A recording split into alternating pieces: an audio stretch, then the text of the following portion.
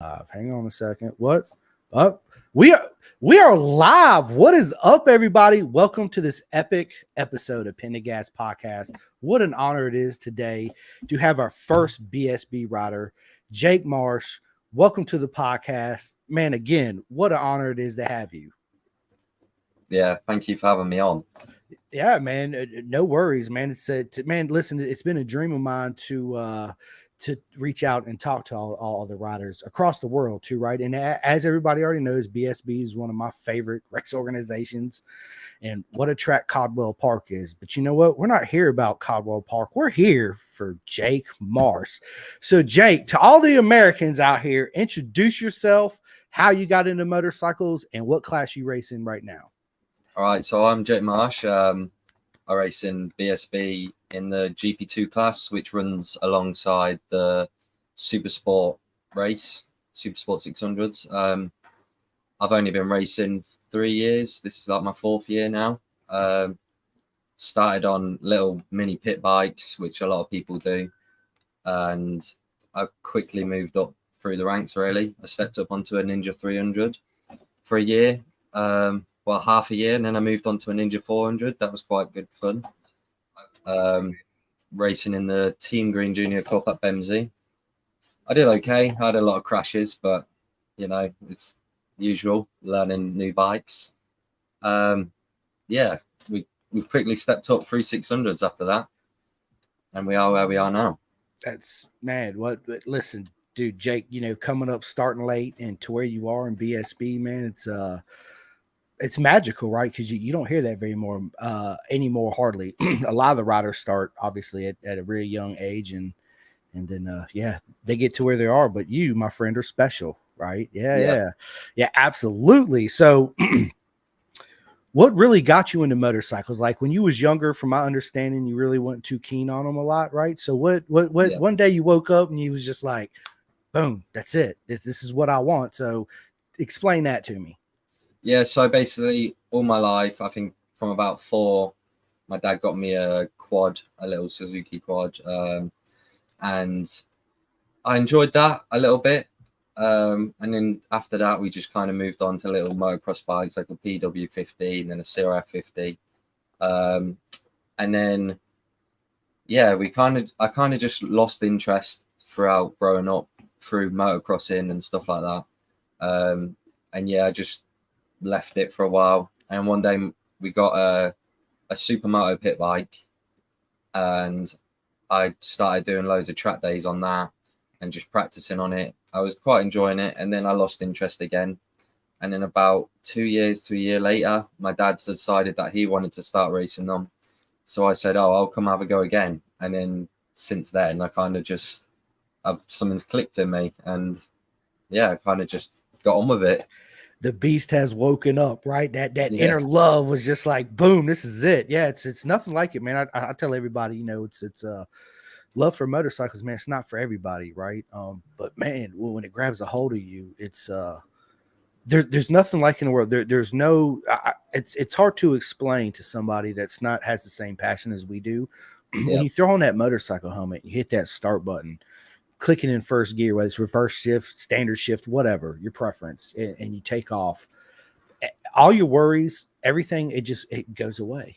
That's it. It's just you in this awesome machine and this feeling that you can't replicate. Like I've tried to replicate it. I don't know if you've ever been skydiving. So I was like, you know what? Let me try that. Now it was awesome. Don't get me wrong. Skydiving was really good, but there's nothing that replicates that feeling of throwing the leg over that motorcycle, man, hitting that start button and just, man, it's So tell us a little bit about your season so far in the GP2 class. So it's been a bit of a tough year, I'd say, at least. It's my first year in BSB. I did do a wild card last year previously on the stock 600. That was all right. We did okay. But that was my first real taste. So then we decided, we'll take the jump this year. And we took a bite of the bullet, and I've picked a Triumph 765 to develop. So trying to develop a new bike in probably one of the toughest classes in the country for 600s.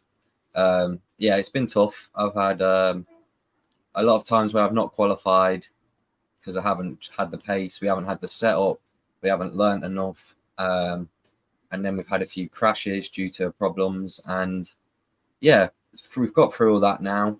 The past few rounds, we've been finishing races, we've been qualifying, and we've not been finishing last. So that's the main thing. We've just got on with it, and we're working hard. We're learning it all, and yeah, the team's working well now. So Good, man. everything else works well. What an awesome, right? It's first starting out, man. Those are the things you go through, right? Learning, growing up, having a team, and everybody working together and learning. Man, you're gonna have those mishaps, but yeah. So explain to people what a GP2 bike is compared to a super sport bike, because a lot of Americans don't know the difference in that class. So a GP2 compared to a super sport bike, you can tune the engine all you like. You get your obvious upgrades like your exhaust, your electronics, and all the fancy bits. But the only thing you can't change is things like swing arms, frames, and adjustable headstocks and stuff like that. Whereas on a GP2 bike, you have to keep stock engine. You're allowed only certain electronics, and you just can't do anything really, except from changing the frame and the geometry of the bike to make it handle better, which obviously makes it bike more stable, more extra grip, which means we have to use different tires as well compared to the super sport bikes, softer compounds. It's a big difference to have a stock engine against a super sport engine, say 132 horsepower we're allowed compared to 150 or 148, something like that. It's a big difference, but we still get on with it. We qualify, so the GP2s are decent bikes, to say the least.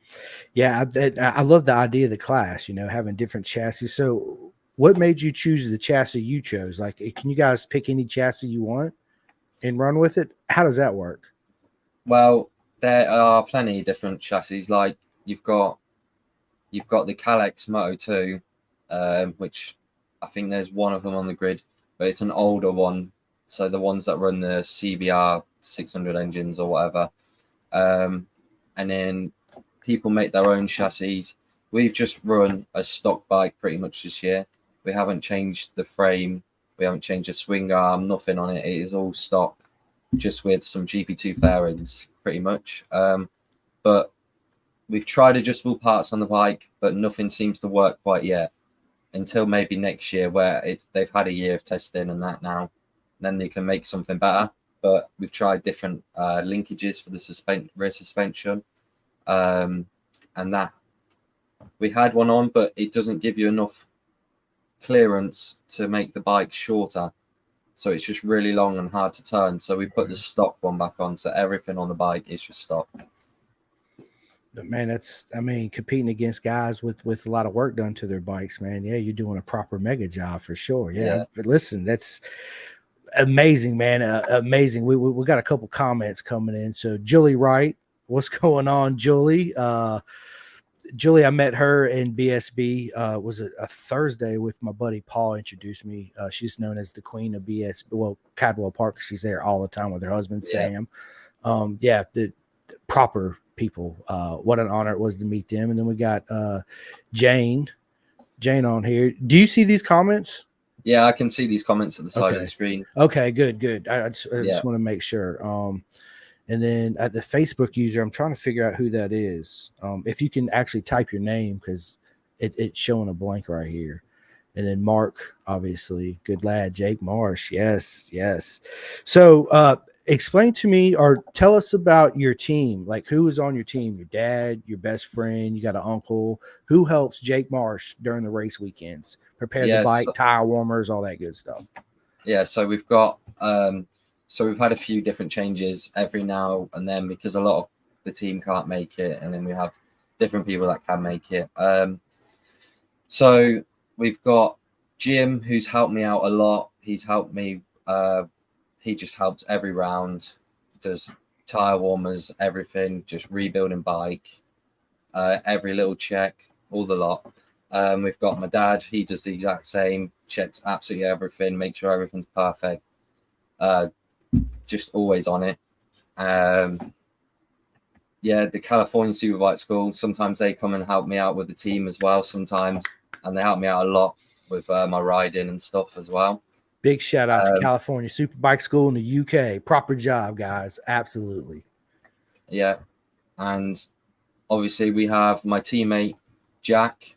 He helps me a lot. He's been racing a lot longer than me, so he knows a lot more about racing. So he's helped me every now and then. He tells me all different lines to take, all gears and everything. So we kind of help each other a little bit every now and then.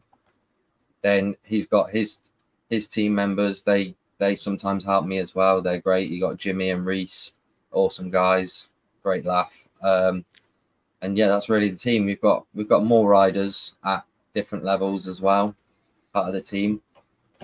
But yeah, that's proper stuff, man. Yeah, it's great to have family and friends pitch in and help you achieve your passion and your main goals, right? And they put everything aside and give you 110%, man. That's that speaks volumes of our sport in general, right?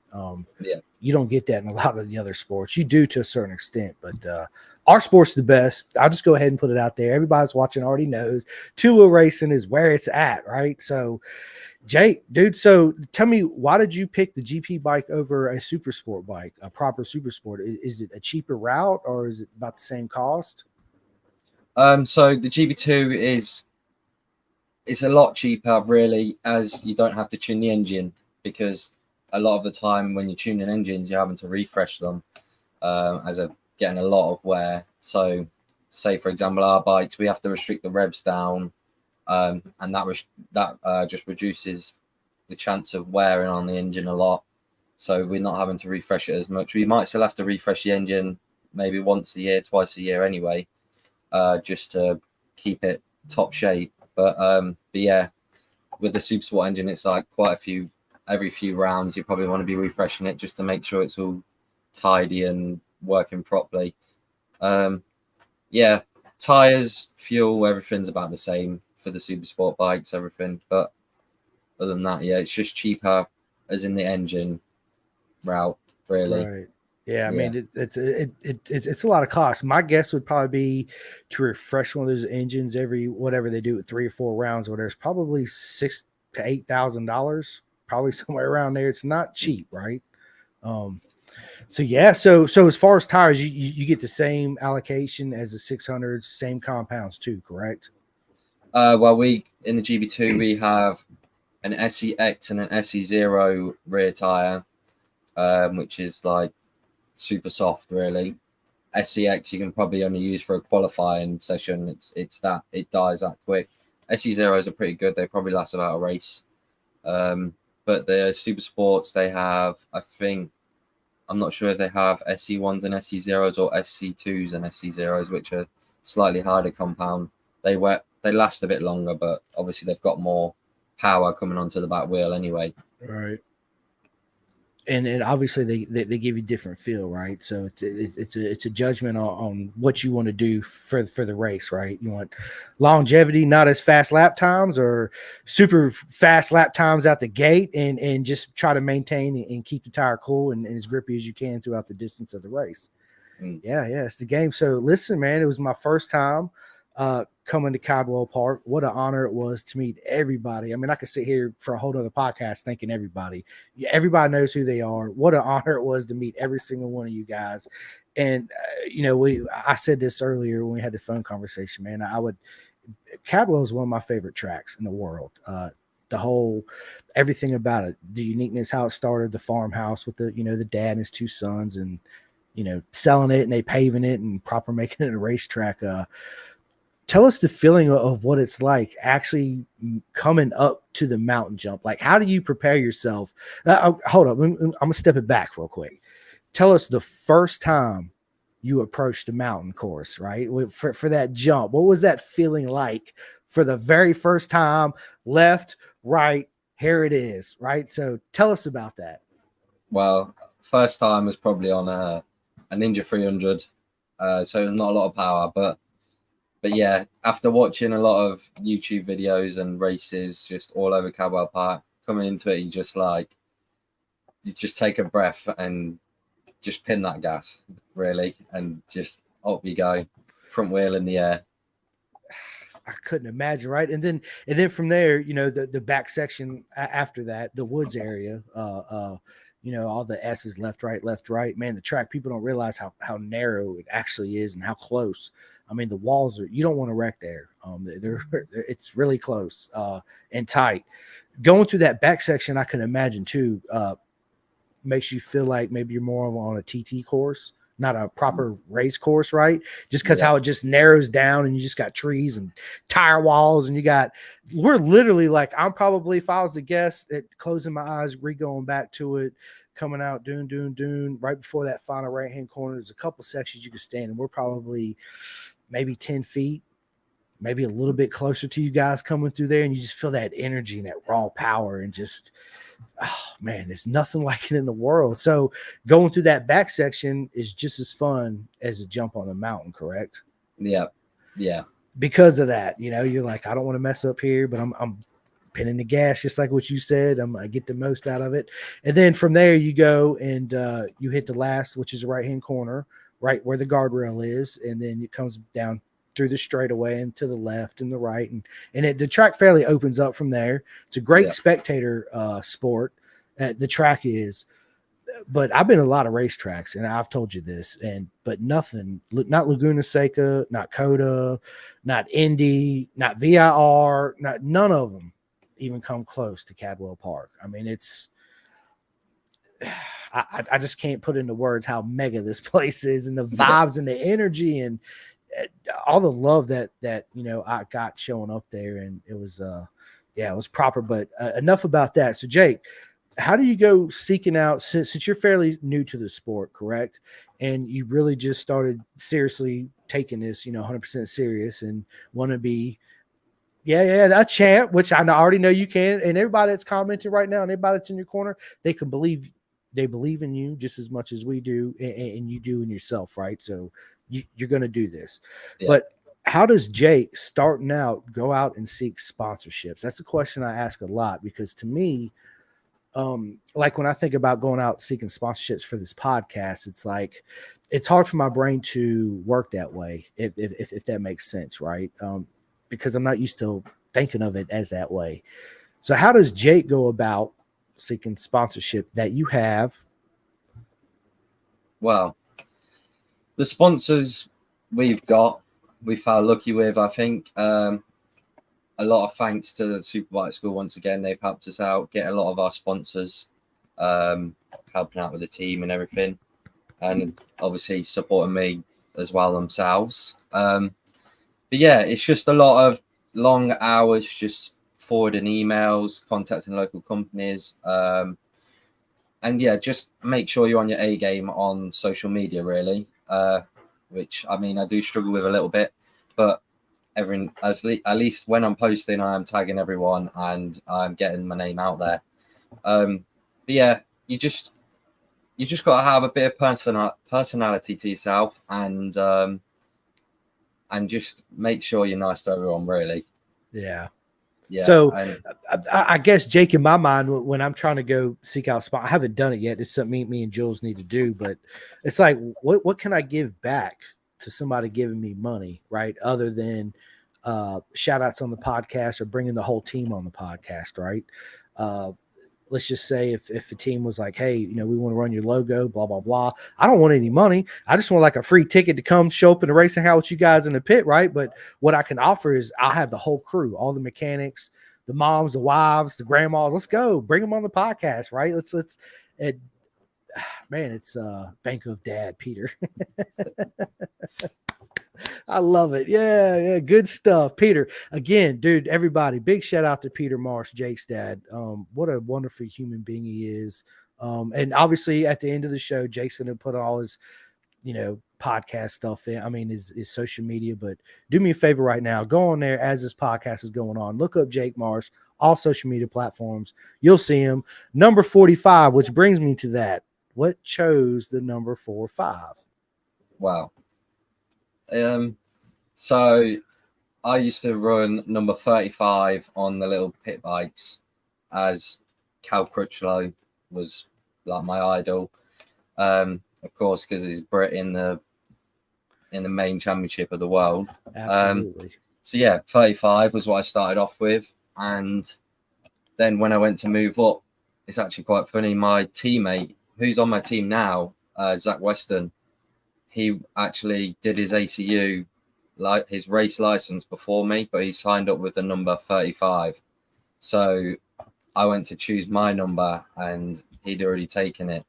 So basically, I had to choose a different number, and I thought of another British rider, Scott Redding, or I knew it. as my dad used to run that number as well. So yeah, it just came from that. I lost my number to my teammate, and there you go.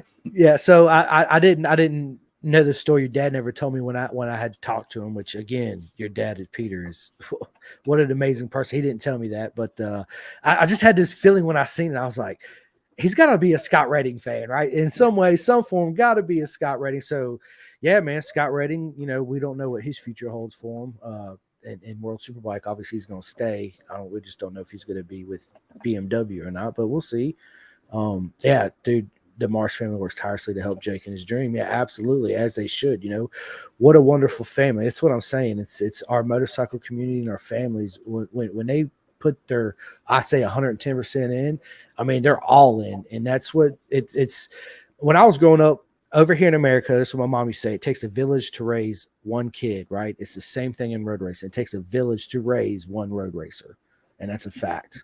Same principle, same everything, right? I mean, you're not changing diapers, you're changing tires, right? You're not feeding them, you're putting gas in the tank, which is feeding it, right? So it's the same thing, right? It's just a proper machine and not a human, but to us, they're, I don't know, all in all together, right? I mean, let's just be honest. It's nothing like it. So, okay, man. Well, you know, we talked about your how you started in your career. Let's go into Jake Marsh, away from the racetrack, leather suit, helmets, boots and gloves up, all that good stuff, right? What does Jake do on his downtime? What is your favorite thing to do on your downtime? Let me ask you this: PlayStation or Xbox? We'll start off with that. Well, it's got to be PlayStation for me. PlayStation, yeah, me too. So you got a PS4 or PS5? I got the PS5. Nice, me too. So listen, dude, when we get off here, we're gonna have to exchange gamer tags when we get on there and play 110%. So what's your favorite game to play? Well, it's got to be Ride 4 or Ride 5, which is out now. That's an awesome one. I haven't gotten Ride 5. Is it different than Ride 4? It's pretty tough to get used to, but it's really good. Good. I'm gonna have to get it. So, what is your favorite cheat food, Jake, away from racing? You're like, man, I accomplished this. I did this. You know, I'm gonna eat my favorite, most calorie fattening, not fish and chips, just your favorite meal. What's that? What's your cheat meal? See, I don't actually think I have one. I don't think there is one I could pick. I mean, obviously, you got your standard McDonald's, probably. That's probably what I'll have to be. Okay, yeah, ain't nothing wrong with that. McDonald's, hey, absolutely, there ain't nothing wrong with that at all. So, what else do you like to do on your downtime? Netflix and chill, right? Like everybody else, watch movies. What's your favorite movie?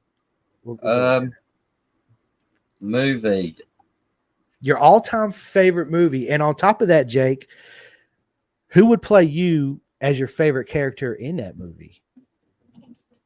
Oh, yeah. I'm trying to think now. That's put me on the spot. I don't really. I haven't watched the films in a while, but probably Guardians of the Galaxy, maybe.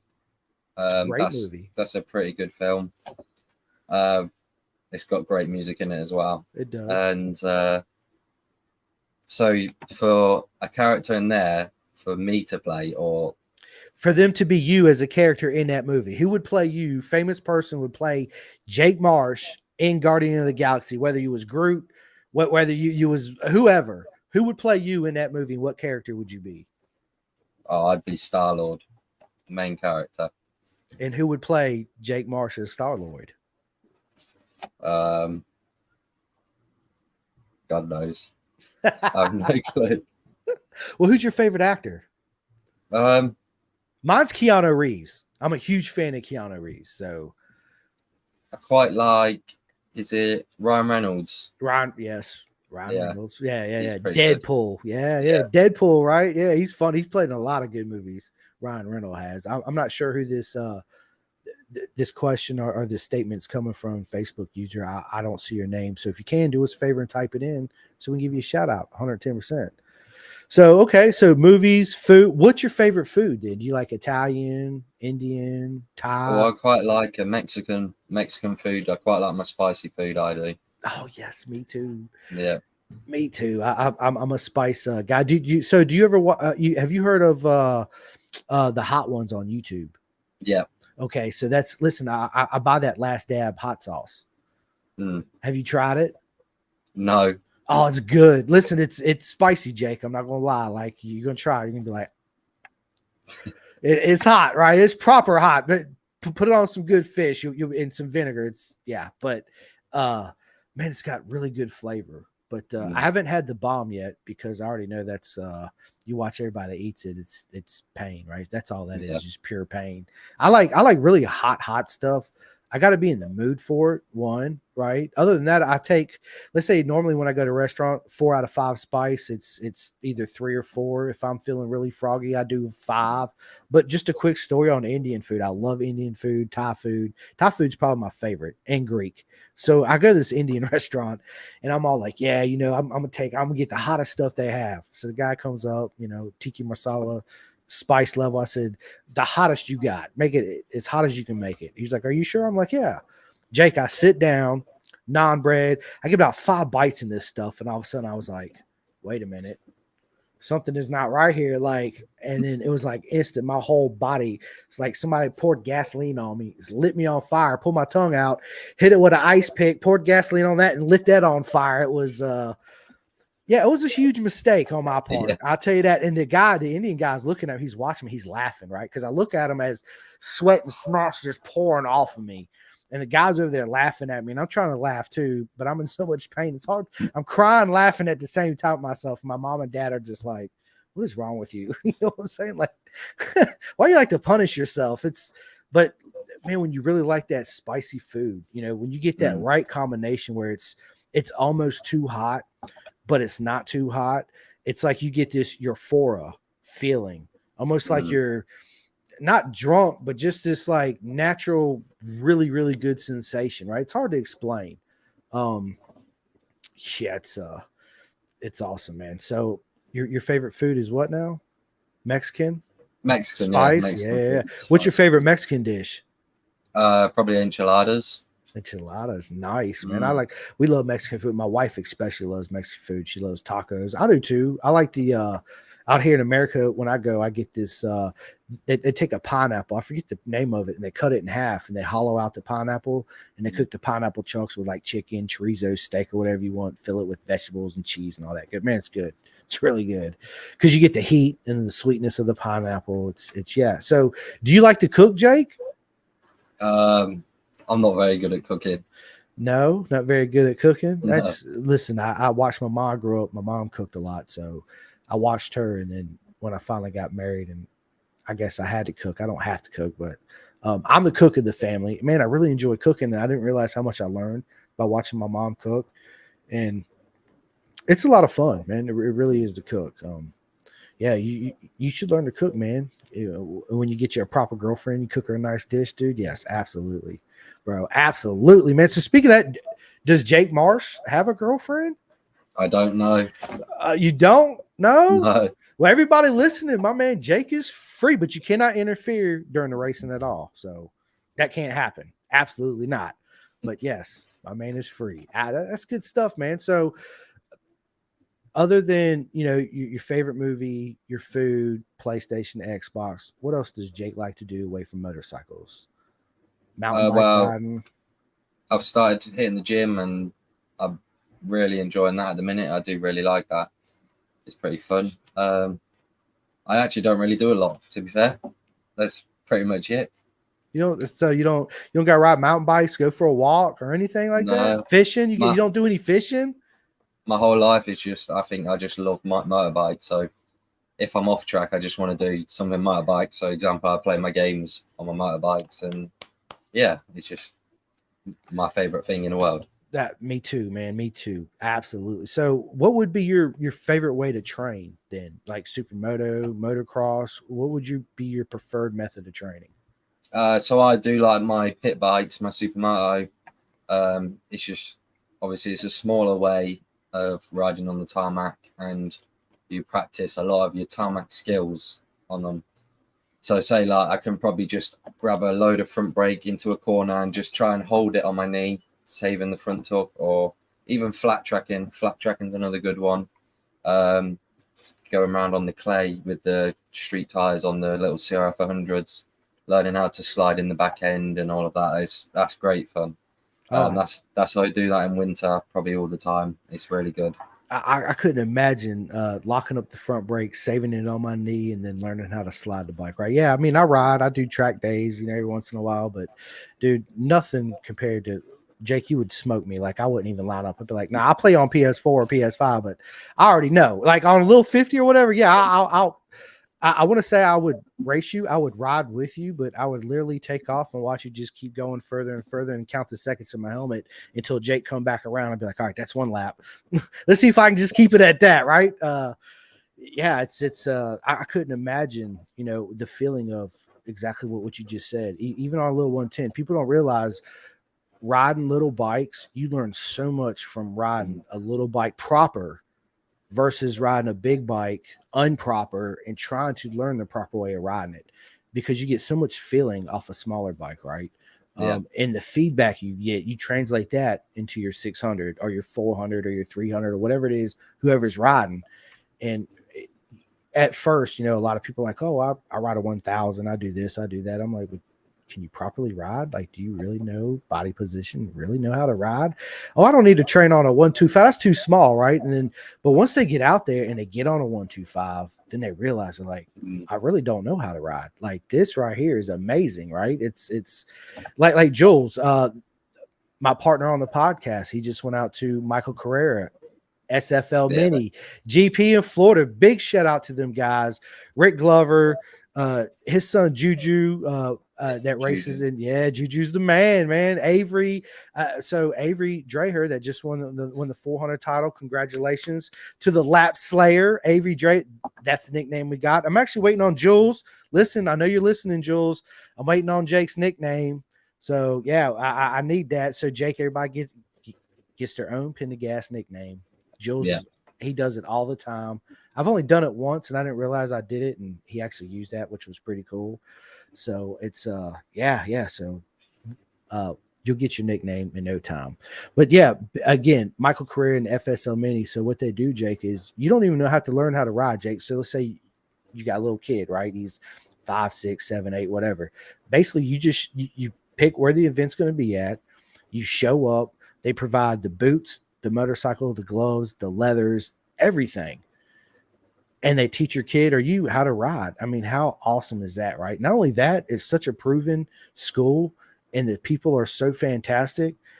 We had a junior cup champion come out of that, Avery Draher, like I just said, right? So that just show, and to me, it's the best program in the United States as far as that goes. They have electric bikes, 125s, 100s, ovales. I mean, it's awesome. And then they have all different types of classes, from the little kids to, me and your dad's age, right? We're getting out there thinking we're still super fast, rubbing elbows, and here comes this 9-year-old on the outside. We're like, yeah, okay, right, yeah. So man, those guys are simply amazing. So as far as that goes, Jake, do you guys have anything like that out there in the UK as far as the up and coming kids? Absolutely nothing. So really, the only things where you find kids progressing is like the mini bikes. Who've got Fab Racing and British Mini Bikes. Yeah, there's nothing like schools for the little kids or nothing really like that. But we've got California Superbike School in here, which have just been allowed 13-year-olds allowed on the big bike tracks, say on 300s and stuff like that, 125s, 250s, whatever. That's probably the closest to a school in the UK. I mean, there's a few little mini bike coaches and that popping up around. But yeah, like there's not really anyone a lot of kids move out to Spain because there's a lot more Yeah, help in Spain out there. of Like course. even I had help from a guy called Fenton Seabright. He races in the World Supersport 300 Championship. He helped me out like a lot because when he was younger, he came from Spain and he just trained all the time out there. Came over here, raced in British Championship. He won the KTM RC Cup Nice. straight away, and did a bit of Talent Cup, and then he's gone straight into World Championship, and he's up there. He's up the front, so he helped me out massively, and he got me up to where I am today. That's probably a lot of the coaching I've had, and then the Superbike School, of course, they've helped me. They get me in my riding style right. They teach me how to get throttle on right times, braking right times, Body everything, position. best lines, Yeah. the lot. It's just Yeah. all so good. Yeah, that's great. So listen, this is an opportunity for us here in America with FSL Mini GP and maybe the California Superbike School of UK. Man, we all need to collab together and come up with a program for the UK younger kids, right? Where we can start them up on little 100s, KX65s, even TTR 50s, depending on their age. And whether it's an old parking lot somewhere, we got cones laid out and just, figure eights and just proper, teaching young kids, getting them in the sport because, they're the future of our sport, just like you are. Right. So, yeah, Yeah. I see an opportunity that we need to take up. So I need to talk to somebody at Superbike UK. You guys need to reach out to me and I'll get Michael Carrera in on it and we'll, yeah, man. Maybe you never know what might come of it, right? Because we need that. I think everybody needs that because we all know that the Spanish and the Italians that's where most everybody comes from. It's so hard for people from Australia, where you are, especially us in America, right? For y'all, it's not so bad because you're a lot closer.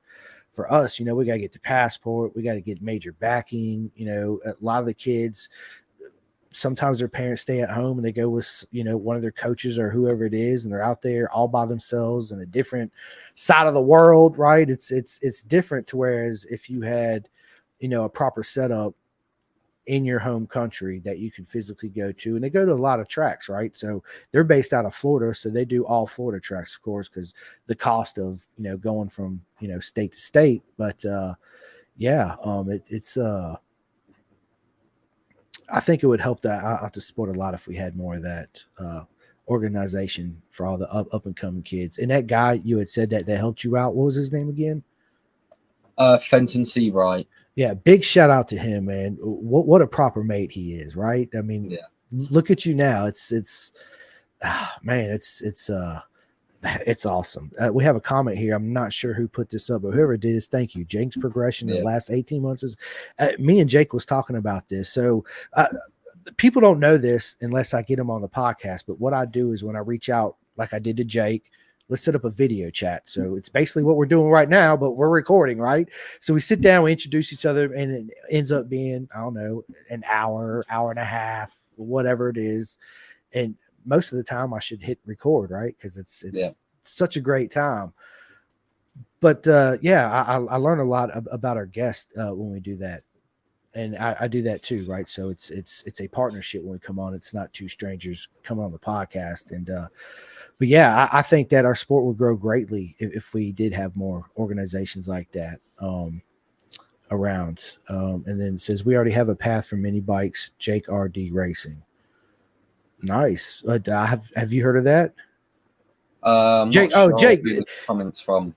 So yeah, I'm not sure neither. If whoever just commented that, if you could please post your name so we maybe mine and Nick West. I think they're talking about so they're talking about the team. So that's what I thought. Okay, I didn't want to say yes, Jake. Yes. All right. Yeah, I kind of got a bit of brain dead for a minute. So yeah, I mean we have our path with our team. We have riders in the British Mini Bike Championship at the minute. We've got Hudson, who I believe is leading the championship or winning the championship at the minute. We have little Al Loco Racing, Luca Wilkinson. He's just testing and riding this year. He's going pretty well. He's getting used to bikes, and I think he's just rode a 400 at Snetterton the other day as well for the first time.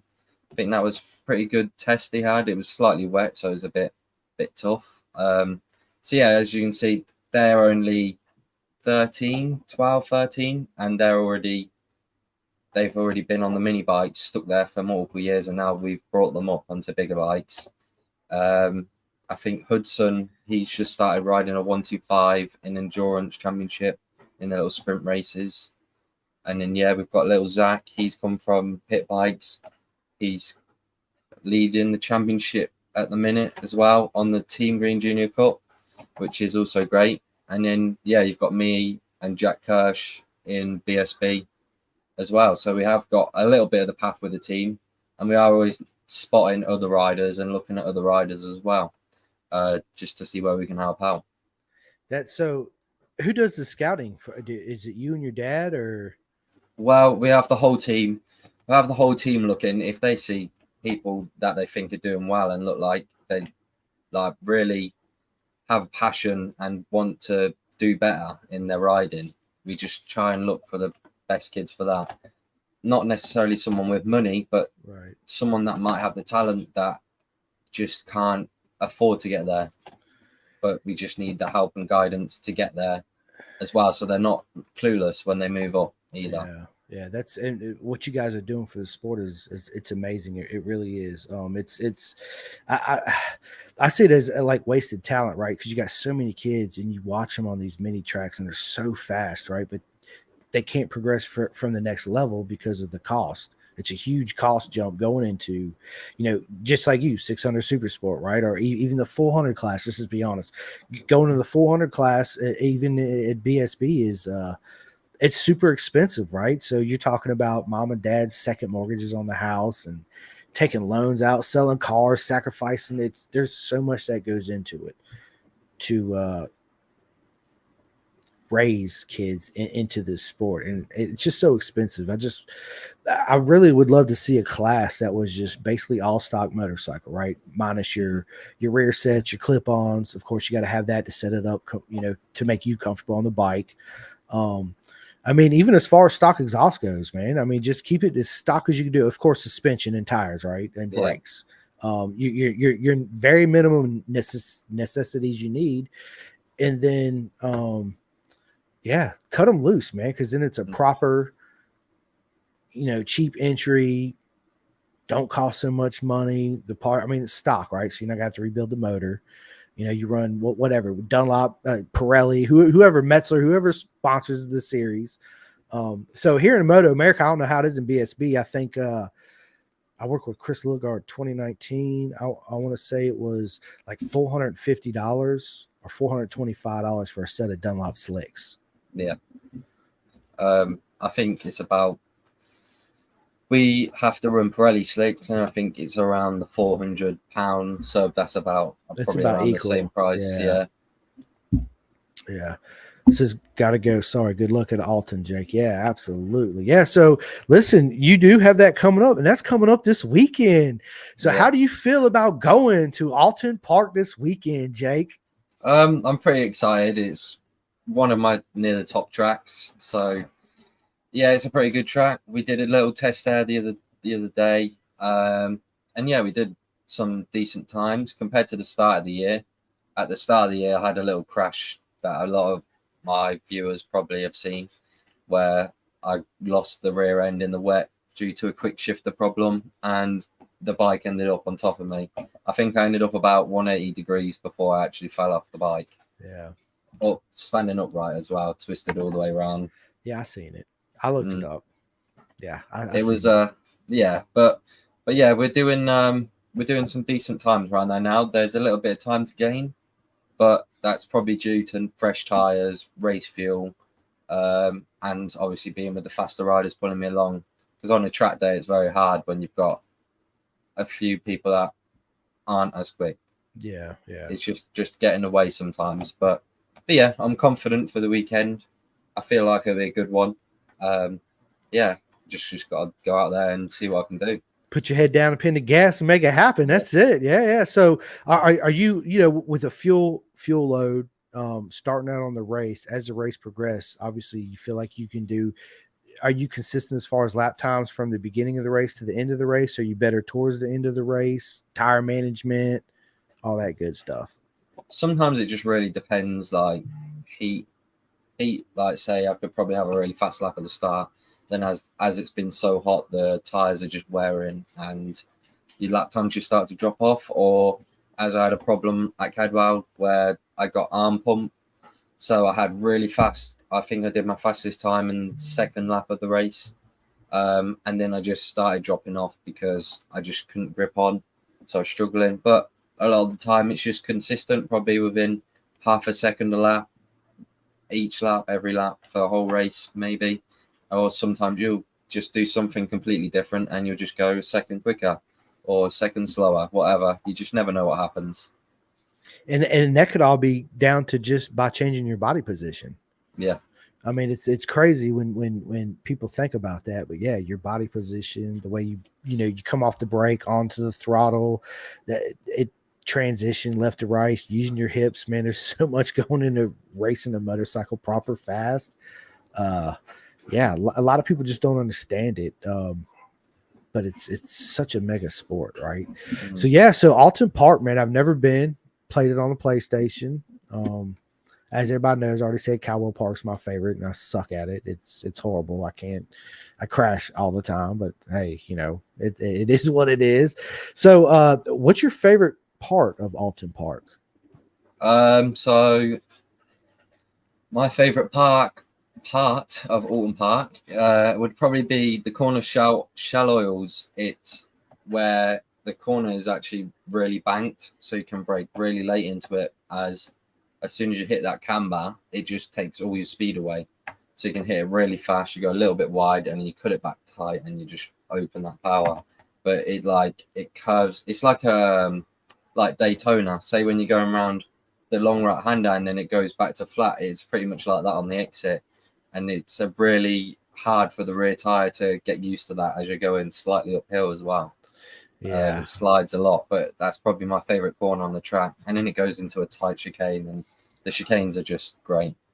Good. So I know we touched on this when we talked, but what's your plans on coming out here to Moto America, man, so we can see Jake Marsh out here? Well, that'd be a dream. I would love to. I'd love to fly out and do a round, probably in a 600 class, or a twin class, whatever, close. I wouldn't go for 1,000 at all. I don't think I'd be ready for that yet. It's I've rode one and I kind of was a bit scared, I'll tell you that, to say the least. But yeah, I would love to fly out and come race at one of the tracks because they just look so amazing out there in America. And I just think it'd be a different breed and nice to ride with some different riders as well. See how it gets on over there. Man, it would be an honor to have you out here. And I told you this before, and your dad, because I know he's listening to me, and you guys are welcome to stay at my house free. You fly in, I'll come pick you up. We'll go eat some proper Mexican.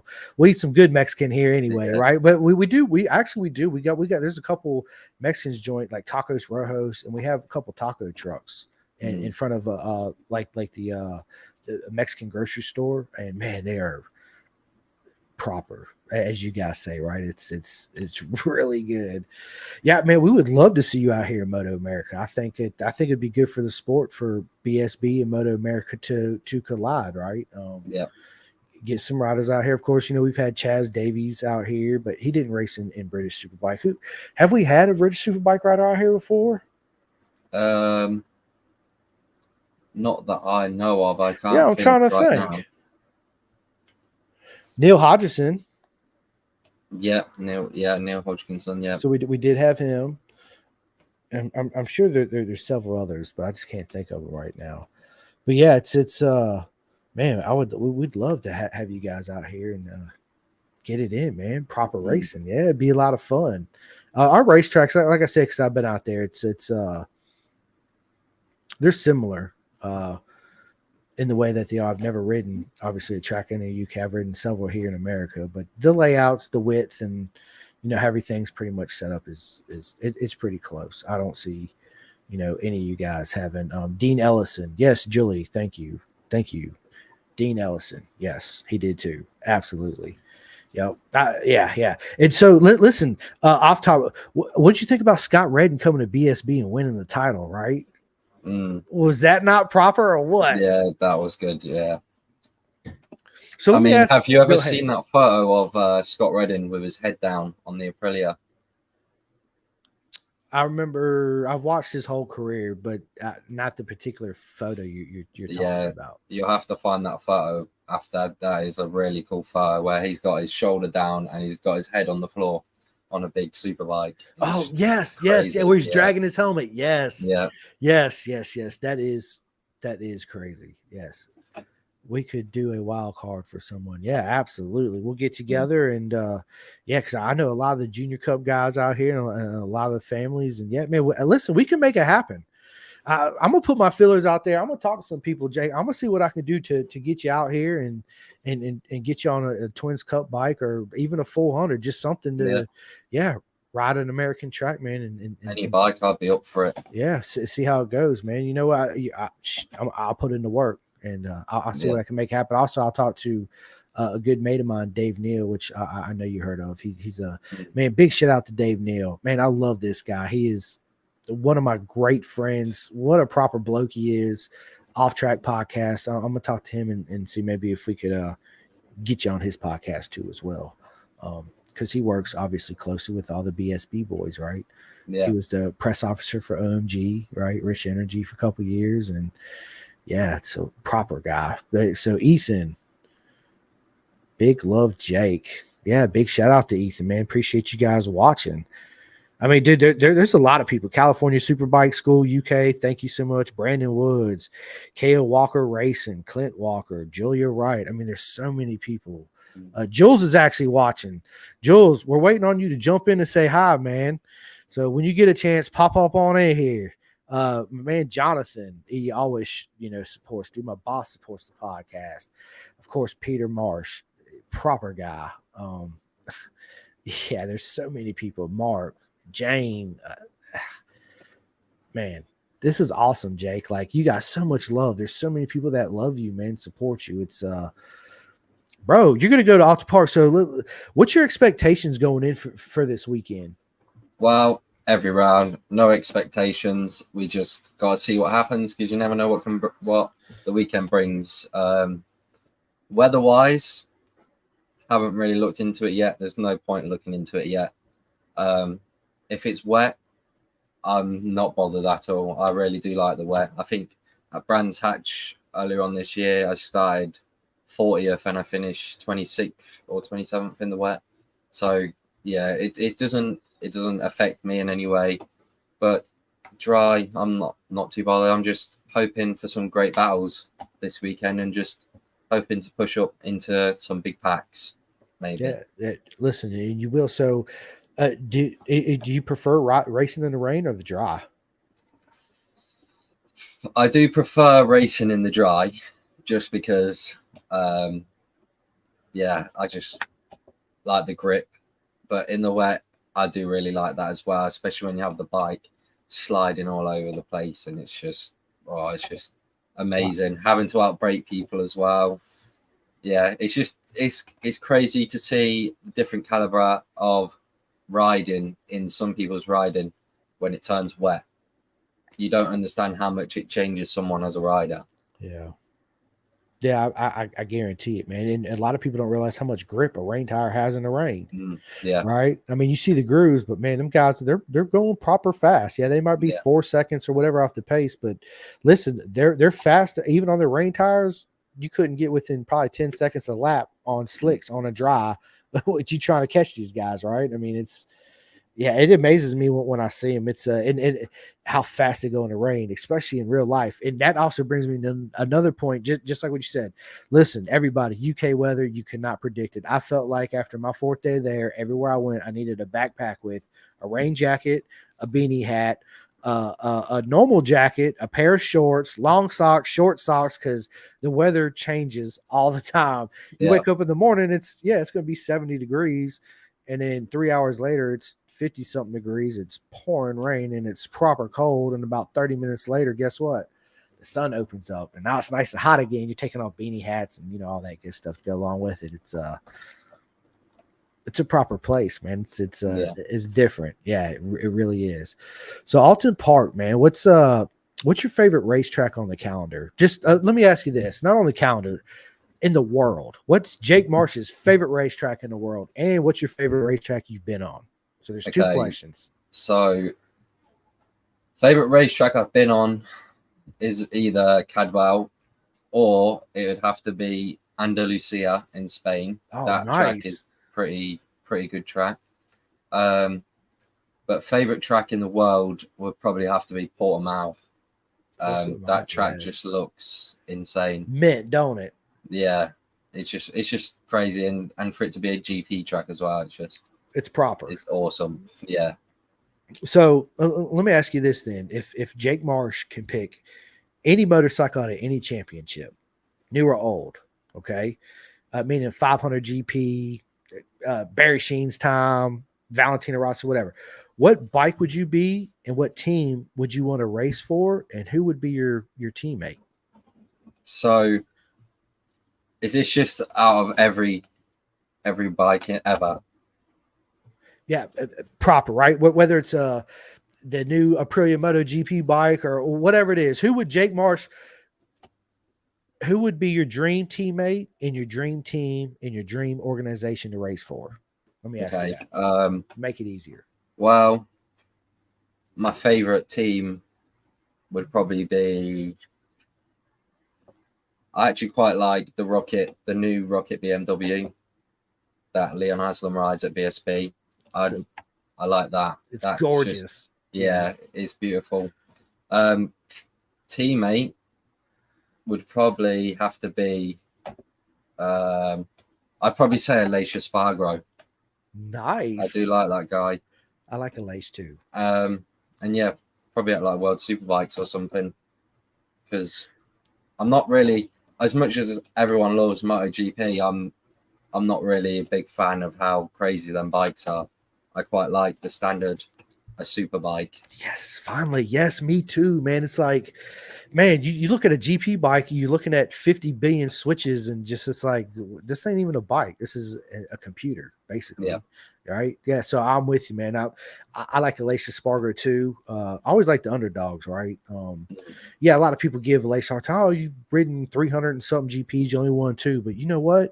He won. And he won 2, right? And then on top of that, Jake, is that first race, dude, that raw emotion he had. You don't see that from all the top guys racing at all, right? You see, that's why I love Junior Cup class so much. Whether it's BSB, Moto America, them kids, man, when they win, they cry. It's such joy when they lose. They cry tears of pain, and it's that raw emotion, right? When you see, whatever, let's say Joey Dunlop, right? He won. Everybody knows the GOAT, right? Joey Dunlop. Yeah. He'd be like, yeah, I think my team, I think this, I think that. He hated the camera. He wanted to be away from everybody. It wasn't his thing, right? Where you get these kids coming up that don't win a lot, man. And when they win, dude, it's just that, oh, dude, this is what our sport, this is where we're lacking in our sport too. Some I see is like, people don't put enough emotion into it. One thing that I heard being out there in the UK is that everybody that I met, I told them what an honor it is to meet you, because it's an honor in this short lifetime. It's an honor to do what I do and reach out and have these conversations with you guys and be friends and mates and all this good stuff. But everybody told me the energy that I put out, and I was a breath of fresh air. I heard that the whole entire almost 2 weeks I was there. That's what everybody told me. It just blew my mind. Right. It was awesome, Jake. I can't listen. Yeah. Me and Jules had a conversation last night. We did a little podcast talking about, my BSB and his Moto America, because he just got back from COTA from the Moto America round. And actually, listen, Jules just chimed in. So are you ready for your nickname, Jake? Yep. This is your Pendergast proper. He said Matey Simcoe. All right, Jake, that was Jules. All right, this is your proper nickname. I'm gonna put it up here on the screen. You are 45 Colt, Jake 45 Colt Marsh. That is your nickname, 45 Colt. Jules gives everybody the nicknames. I think it's great. Like it or leave it, whatever. That's totally up to you. Proper job, Jules. Appreciate it. Wish you was on here. We're missing your face. If you could pop on for a few minutes, step in. But yeah, it's he gives everybody like everybody's got a nickname. I think there's only been one or two people he hadn't given a nickname to. One was Boris Mihalovic. You ever heard of Moto PG podcast? They're out of Uh, Australia. no, I don't think I've heard that one. Oh man, they're great, dude. So it's him, Tugs, and Fredo. It's called Moto PG, and man, they're proper. They're hilarious. You just when we get off here, just go give them a listen. They're different, I'll tell you that, but they're awesome. Yeah, cool. Julie said, "Cool, I like it." That's awesome. So yeah, so what's after Alton Park? So after Alton Park, we have, is it 2 rounds left? I think. Yeah, we have 2 rounds left. We have Donington Park, and then we have Brands Hatch GP for the finale. That's going to be a really good one. Hopefully, that's actually where I did my wild card last year in my first ever BSB race. So Brands Hatch. Yeah. It's pretty cool track. So yeah, I love it. Oh no, I take it back. Northeast, you're right. Boris's was the man god. That's right. That's right. I try to keep up, dude. We've had so many, guests and different nicknames. Jules actually quizzed me one time on like 12 of them. I got like 8 or 9 of them correct, I think. The other ones also I had to think. I'm like, oh man, you put me on the spot. Like I should have done my homework, but I didn't know he was going to ask me those questions, right? Yeah, it's awesome. It's good to have a partner that you share the same passion and love with. Jules is fairly new to the sport. He's been in it for about 4 years now. He's got a GSXR 750 that he rides on the street. He actually went down to Florida for the FSL Mini. Big shout out to Michael again, and actually got on a 125 and crashed. And man, Jules, I know you're listening. They called him what was the nickname they called you, Jules? Something clutch, because he broke like 3 or 4 clutches that one day from crashing. God. Yeah, I can't wait to go down there. So me and Jules actually got a deal. So we've had some of the Junior Cup riders. So my man Cameron come on there, and we had a bet with him and Jamie. And if he beat Jamie in a race, he didn't have to shave his head. But if he lost, he'd have to shave his head, Jake. So we're waiting on the end of the year where we're going to get him back on the podcast, and Jamie's going to shave his head because he lost a bet, right? So I got a bet with Northeast Jules. So when I go down there and we get on the little 125, I told him, I said, dude, I got you, Jules. I'm going to beat you, right? Whoever loses got to get a mullet. So somebody's going to get a mullet haircut out of this situation. So yeah. But man, I like to do stuff like that because it makes it fun. You know what I'm saying? It's a good time, man. So again, Jake, away from motorcycle races, you got any good mates you go hang out with or anything like that? Or you just basically I've got a lot of good friends. I've got a few little groups here and there that I go out with. I mean, I started driving recently this year, so my whole life before driving, really, I've never really been out and seen my friends because I live quite far from everyone. I live in the middle of nowhere, really. So yeah, now I've finally started driving. I go out, see my friends. We just go for drives. Like I've been up to places like Newcastle to see friends from racing, because that's the thing with racing bikes and all your friends there. Everyone lives so far away. So I basically just drive. If I want to go see one of my racing friends, I'll go there. Maybe take a bike with me. We'll go ride something. We go do go-karting or anything. We just do whatever we like. Racing, really. Yeah, that's what I was going to say. Yeah, absolutely. So away from motorcycle racing, Jake, do you like soccer? I'm not really a football fan. Yeah, okay. Nothing really at all. I mean, I will watch like the World Cup, for example, because it's for the country, isn't it? But I'm not really into anything but bikes. Yeah, I hear you. Me too. I get asked that question. The only other sport I do really watch is soccer, football, right? Yeah. Our American football is handball, really. Joe White, Jake Marsh's Go Shagger. That's awesome. Is there a story behind that, Jake? No, I think it's just like a UK saying. Oh, okay. I gotcha. That's awesome. What's going on, Joe? Joe is someone I used to race with back when I first started on the 300s as well. Great guy. Great guy, Proper. Joe. Yeah, good. Man, that's awesome, man. So how far do you live from Cadwell Park? I think I live about just under 2 hours or about 2 hours away. Nice. But yeah, I really travel as long as I can to any track, really. Just as long as I'm riding a bike, I'll be That's it. happy. I'll be It's all happy to worth get in the it. car. That's absolutely it is. So, as far as the Isle of Man TT, would you ever properly give it a try I in the think I future? would, yeah, in future, in years to come, I probably would debate doing it. Obviously, it's so dangerous It and is everything, but it does look amazing. Like I've mental. played the TT game, and I can't play it.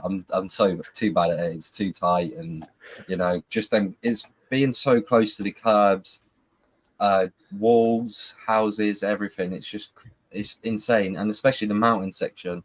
You can crash and you can just fall off the side of a mountain. Yeah. It is crazy, but it does look good fun. Like, I would like to try probably a smaller road race, probably soon. Yeah, just to see what it's like and the feel of it, how bumpy it is, how tight it is, the blind corners, everything. Who's your favorite TT rider? Probably Peter Hickman. I'd say Peter Hickman is a guy. Man, I love Peter Hickman. He's absolutely one of my favorites. Of course, Joey Dunlop, right? How can you not love Joey? And I always like Guy Martin. Yeah. Guy was proper, man. But every time you listen to Guy talk, you have no effing idea what he's even saying. I mean, it's just he's got his own language, right? It's I love to hear him talk. Like, I got all his audiobooks. I listen to his audiobooks, and it's not him talking. That's why we can understand it. But listening to him talk is just something mental, right? He's always he's a bit crazy, he is. But he is. But he is a proper guy. We did meet him before, but when we met him, it was a bit funny. He'd literally just been chucked out the side of a sidecar at Cadwell, and he kind of come off the track and he was a bit all over the place. When we were trying to talk to him, he kind of just ran away. Yeah. I heard that about him because when I was there, I wanted to go to his bar he's got. Man, what's the name of that thing? I forget the name of his bar. Him and his sister have what's it called? Anyway, I wanted to go by there, but it was like an hour or something away. Yeah. And I mean, and then I did meet Peter Hickman on a Wednesday night. I went down there to his shop. Funny story about that. So I fly in on Tuesday. I wake up Wednesday. I call HRC because they're like 11 minutes away from my hotel. Peter Hickman's like 9 minutes away. HRC said, "No, if you're not doing business, we don't let no public in." So I said, okay. So thank you. I call up Peter Hickman and his race team. I was like, hey, I'm Simcoe from America. Just got here. A huge fan. Want to come down there and buy a hat and a t-shirt. They're like, yeah, man, come on down, blah, blah, blah. So I pull up in the parking lot and this guy runs out the building, comes out there and meets me, Jake. And I'm like, well, yeah, oh, okay. This is, oh, well, what's going on, bud? He's like, you must be the American. I'm like, yeah, I'm Simcoe. What an honor it is to meet you, blah, blah. He didn't tell me Peter Hickman was standing right inside the door, bro. So literally when I go in, I cut to the right. I was just, bro, I about hit the floor. Like, are you kidding me right now? I'm standing in front of the God himself, Peter Hickman, bro. This is like, I could just die right now and I'd be happy. I have a heart attack right now. I'm good. Right. Man, what an honor it was to meet Peter Hickman at his place of business. And man, we had such a great chat. He signed one of my Pin to Gas podcast t-shirts, and we got news on that later on. But man, he invited me back to a cookout because he was having a bike night, and went up, met his dad, and met two good buddies, Paul and Malcolm. Such proper blokes, man. I didn't need to take a cab nowhere. They always came and picked me up, showed me around, took me everywhere. It was man, what a dream it was coming out there. It was I can't speak highly enough. And every time I think about it, man, it's like all these emotions keep playing back right in my head. Oh yeah, man, I forgot about that. And, oh yeah, I did this. And yeah, like the Superbike pit walk for me, that was probably the highlight. Well, I'm not gonna say that. Meeting everybody was the highlight. right? That's why I asked you, Jake, if I physically met you, man, because I met so many people. I try to physically walk around and just meet every racer I could meet. I don't care if you was 5 years old. I wanted to meet everybody, right? But man, I met so many people I couldn't, and I took so many pictures. I couldn't remember off the top of my head. That's why I asked you that question. But next time when I come back, absolutely, we're gonna meet. Your dad actually invited me to come to the house and hang out and all that good stuff, man. So we'll have a good time. Yeah, for sure. I'll bring my wife and my son. My son's named Hayden Rossi. I already told you after Rossi and Nikki. So he's wide open like his daddy. So he's ding, ding, ding, ding, ding, ding. Yeah. We'll try to throw a little helmet on him and cut him loose, right? Man, yeah, dude, Jake is awesome. And real quick, funny story on this hat. My man, Stephen Davey, he is from Ireland. I see him riding his mountain bike through the pits, and I was like, "Hey, where'd you get that? This is the hat." He actually gave me this hat, so I was like, "Where'd you get the Chrissy Rouse hat?" He said he ordered it, got it in the mail, whatever. So I turn around to walk away. He comes back up to me. He gives me his hat. So I give him my Pin to Gas podcast hat, and I was thinking to myself, like, did this really just happen? Like I said, Jake, everybody that I met was it's such an honor. Everybody was just so cool, man.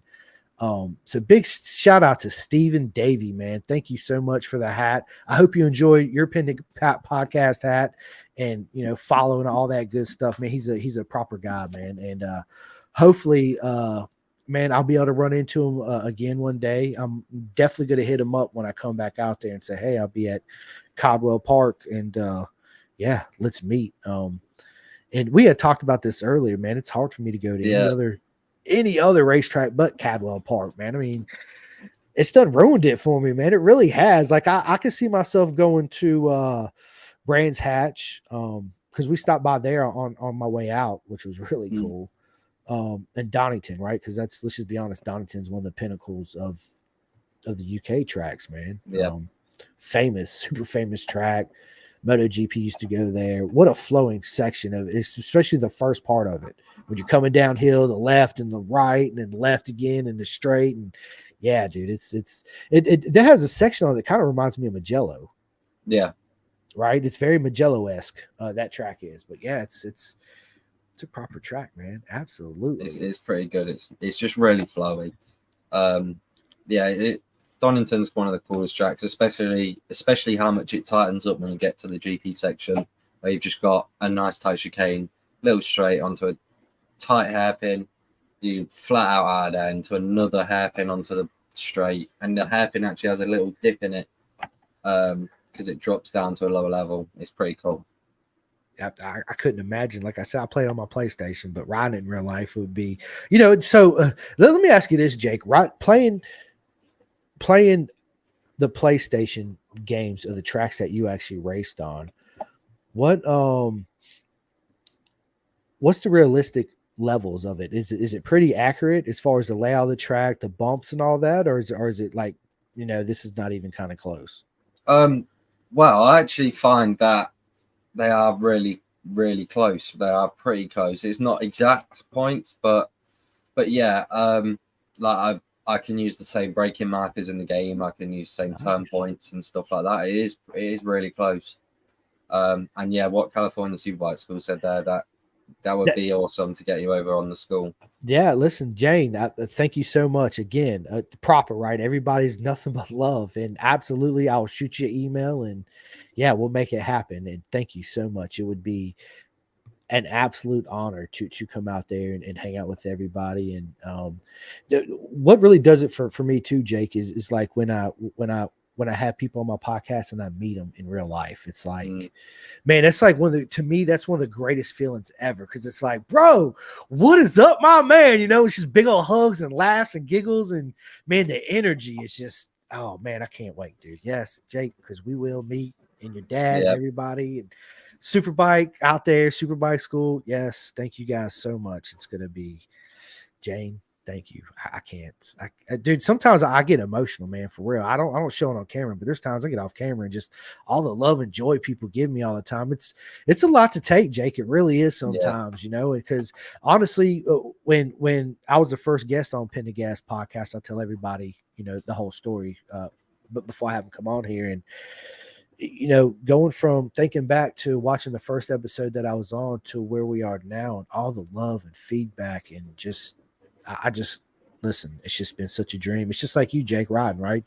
Dream to be in BSB, and look where you are, right? So you show up, you leathers. I'm a BSB rider, and yeah, bro, it's, man, what a feeling, dude, for real. Absolutely, that's the best bro. feeling is like at BSB. The best feeling is probably when you're sat on that grid and you've just got all them fans stood around you watching you, and you just look around and you look at that start finish straight and you're like, it's time, like this is my time. And you're there, you're top level country, you're on TV, you're just like, what is better than that? Nothing. What is better than that? Absolutely nothing, Jake. Absolutely nothing in the world. I couldn't imagine, man. And, you know, it did. I had the same feeling doing what I'm doing right now with you, doing what I do with anybody I have on the podcast, and, you know, going out there to even Moto America, you know, meeting all them guys and getting them all, man. It's the same thing. There's nothing better in the world than that, you know, and the support system I have here is just like what you have with your mom and dad and everybody that loves you wholeheartedly, right? Because there's different levels of friendship. I see you got friends that just want to be your friends because of who you are, but then you got friends that love you through your flaws and your strengths, and they stick by you in whatever choices you make 100%, right? Those are your true friends. Those are the ones that give you 110%. You feel that emotion and that love all the time, right? And they'll tell you shit you don't want to hear, but you need to hear it, right? Yeah, exactly. So yeah, I have a small inner circle, right? But man, I mean, I see my inner circle actually growing daily by the minute, because it's been proper. It really has. Man, listen, Jake, we've been on this for an hour and 20 minutes almost. It only seems realistically like 30 minutes, right? Yeah. I mean, it goes by so quick, but no worries, because we're definitely going to have you back on at the end of the year. I know you guys' season's almost over, so I'll get you back on probably early December, maybe late November after Thanksgiving sometime, and we can get back on here and talk about your future plan. If you want to go ahead and let everybody know if what you got plans for next year, you want to save it for later, or well, I'll leave that up to you. Yeah, at the minute plans are all up in the air. Okay. And that, so we're not too sure at the minute, but just depending on funding and sponsorship and whatever comes, just how hard we want to work and where we want to be. It's just all depending on what happens next year. Everybody just needs to know one thing: Jake Marsh will be racing. Yeah. Absolutely will be racing. So no worries, he'll be there. And we eventually soon this year, hopefully this weekend, we get to see that W, right? Yeah. Yes, that's what we want to see, is Jake stand up on that top step of the podium, baby. Yes, let's go. Yes, I'm for you. As you already know, I'm a big supporter, man. Absolutely big supporter. We're actually going to end the podcast here soon. I got to go back to work. Yeah. Like I said, I'm going to have you back on. But before we get off here, I'm going to give a shout out to everybody that watched the video today, that commented. I mean, all you guys: Jane, California Superbike School, Cameron Hall, Nikki Williams, my man Jonathan, Julie, Steven. I mean, dude, Clint, Keo, Brandon, everybody, Jamie, Jay Dexter. What's up, Jay? Jamie Hollins, my man. Dude, your dad, Peter. Listen, I'm so excited about that. I don't want to give it away. I just can't wait to see it. It's gonna, when he sent me that picture this morning and I woke up, dude, I immediately sat out of bed and was like, what? that Peter, you made the rest of my year. 110% hands down, bottom of my heart. I love you to death. It was, bro, I showed my wife, and my wife was like, get out of here. Yes. It's going to be proper. But listen, thank you everybody that watches. Big shout out to my man Robert Lackey here in America, Bison Leathers. Thank you for sending me my Bison shirt, my Moto America Bison shirt, which I'm gonna wear proudly. I can't wait. And Aliki, she is the CEO of V&M Sports Undersuits. Jake, I actually need to get you in touch with her. This is actually Quinn's Fogger base layer that she custom makes for him, and she signed it to me to hang up on my wall. And like I said, Jake, same thing. send me a poster, shirt, or whatever it is, sign it, and I'm gonna Yeah. take this background down and honor all you guys for sure. It's man, it's been an honor. It really has. Big shout out to Lizzie Whitmore too. Her and her dad Steve. Man, I love both of them. I can't wait to get her and Jody on the podcast together, which is going to be. You know what, Jake? Let's do this, man. Your teammate. You got a proper teammate, right? Yeah. Jack Kirsch. Yeah. Listen, why not at the end of the year? Let's get both of you guys on together. Yeah, we can do that. We can make that happen. Yeah, let's make that happen because then I get the energy of both you guys and the teammates. Yeah, it brings a different dynamic. Yeah, let's do it 100%. We'll set that up. But listen, thank you guys. You guys already know where you can find me. I'm Chris Show Simcoe, the host, Facebook, Instagram, TikTok, all that good stuff. Spotify, iHeart, which this will be out tomorrow on Spotify, iHeart Radio, and everywhere you can catch it. But it's not about me. Again, my man Jake, take it away. Where can people follow you, like you, subscribe you, and find you? Okay, so pretty much if you just search Jake Marsh on a lot of platforms, I'll most likely come up. My name's either Jake M _45 or Jake Marsh _45, one of the two. Good ones to follow me on, probably Instagram and TikTok. If you want to follow me on Facebook, just search my name and I just post it on my normal account because I prefer that. Am I okay to say a few thanks to some sponsors as well? Jake, the floor is all yours, baby. Take it away. Okay, so first of all, I want to say a massive thank you to R&G for supporting me and the team this year with all the crash protection, and another big thank you to Martin from the Clothing Kings for sorting clothing out for us all the time and doing it straight away. Helmet City, another great one for supporting me with my helmets this year. That has been a massive help. And I can't wait to show you the next design that's coming out very soon. We've got RBS Gear, Great Leathers, Silkaline, giving us all the great oil, Ultimate Hearing for protecting the ears, Toolbox Cleaning for the best cleaning around for toolboxes and anything car, air fresheners, the lot. They do the lot. DP Brakes for the best brake pads around. UK Race Sports Simon, I want to say thank you for all the help building the bike. And the Superbike School, of course, for constantly helping me improve in my riding. And another thanks to Dave Croft, my suspension guy, for making me get to where I am with the best suspension help. And another thanks to Jim Holt, who also helped me build my bikes in a very short time before the start of the season. And a future sponsor, Calvin Kalis, who's going to be working on some pretty cool designs for our gear. Another thanks to Club 45. Once again, all you guys a massive help with your small donations. It helps a lot. So, Jake, on top of that, how can people donate to Club 45? Where do they go to donate? So if you want to be a part of Club 45, just send either me or my dad, Peter Marsh, a message on Facebook or Instagram, whatever, and we can give you the details for that. And yeah, I can enter you into, we do giveaways for tickets, and we give away the hats, of course, posters, stickers. We give everything out, everything you want. Do little giveaways all the time. So that's awesome. Yeah. So listen, everybody, I don't know why you're still sitting around. You guys need to be PMing them right now. Get up on this Club 45 and make it happen. Every donation helps, man. And let's make it happen. Jake, dude, listen, what an honor it was to have you. And it is to have you as part of the Pendergast family, man. Yes. Thank you so much.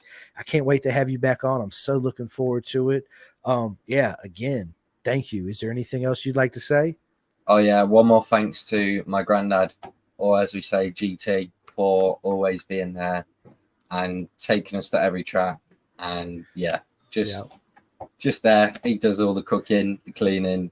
He's just such a friendly man, and everyone knows him in the paddock. Well, good. I can't wait to meet you, GT, and taste some of that good cooking you do. Yeah, absolutely. I'm in for.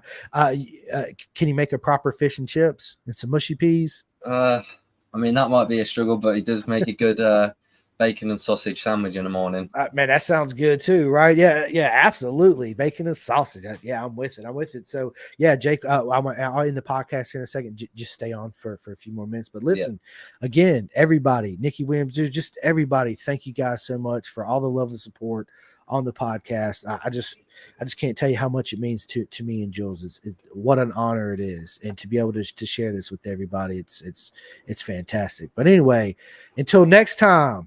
We will see you guys. Thank you so much for tuning in and joining. And you guys know where to find us: Instagram, Spotify, iHeart, all that good stuff. But anyway, I hope you guys' day is mega just like all of you. And we'll see you again.